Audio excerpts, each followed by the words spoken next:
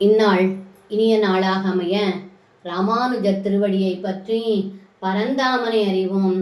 தினம் ஒரு நாராயணீயம். சகுநிஜ சது நாரத மேகதாம் த்வரித தோஷமப்ருச்சதீஸ்வரம் சச்சதி தேசகிரி சமுபாசிதும் நதுபவந்தமபந்து மசாதுஷு.